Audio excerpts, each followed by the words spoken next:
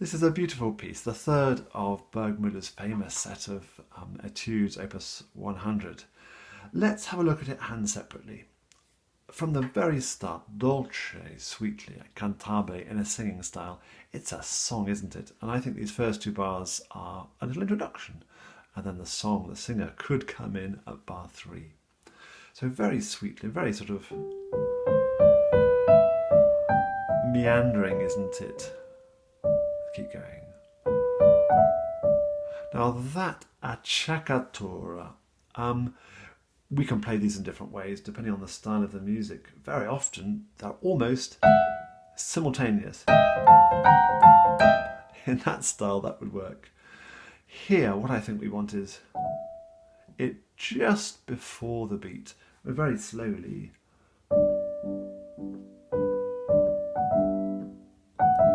So just before the beat, I'm just marking the time here, so that the E is on the beat. And not too rushed, I don't think.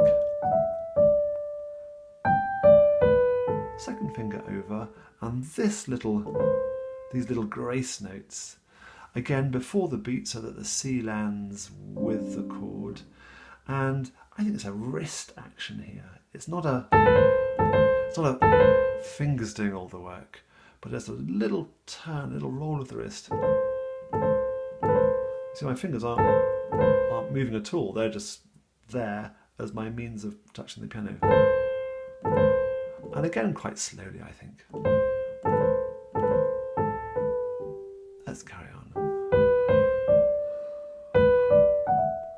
That's all one phrase.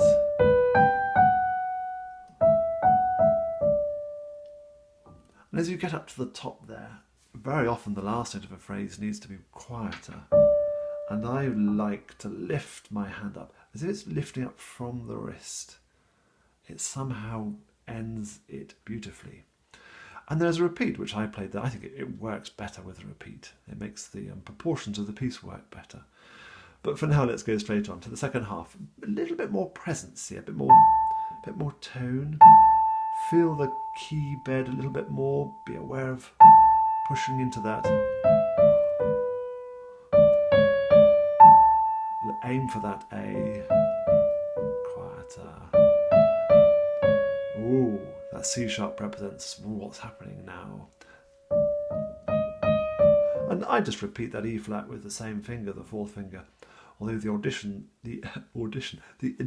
that I use suggests a swappy finger thing. Your call entirely.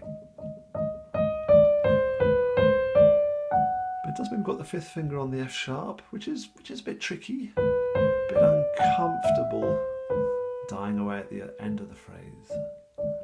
Dolce piano. Back to our original tune. It's an ABA thing, isn't it? We know this material already.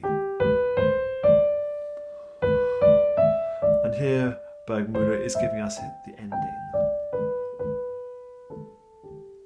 Acciaccatura on the beat. And it says staccato in my edition. I wouldn't overdo it. It's not that sort of... It's just... I think, just take your time and with a little gap between each note. Dim diminuendo e poco ral.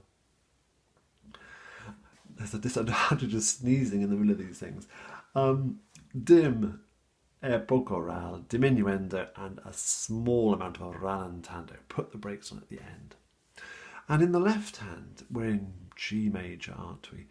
And 6/8, I ought to mention, it's compound time.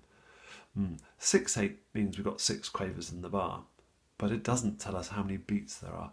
Compound time is when there are 3 beats per beat.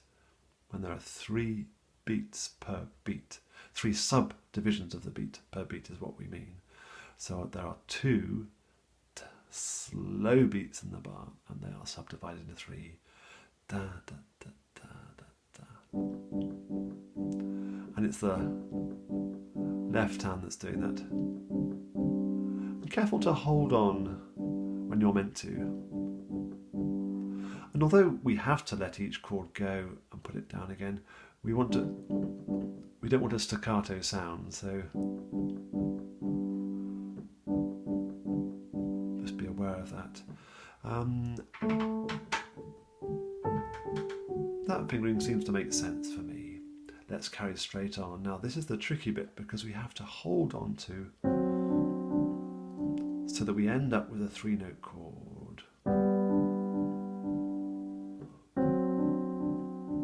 And be careful to make sure these playing 2 notes on the piano is one of the difficult things.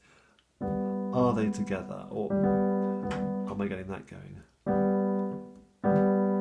It's almost the whole forearm that's involved. Again, less the fingers and more the whole arm. Let's carry on. Again, I just repeat the same finger. I've almost got 2 fingers on there. I think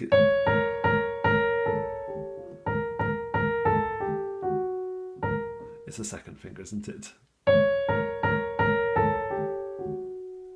2. Hold on to the D. And then we're back into our chords.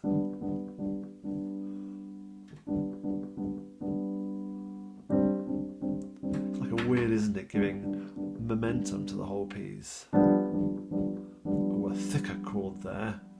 And he's written crescendo. So he's helping us out because the crescendo will come anyway because we're just playing more notes.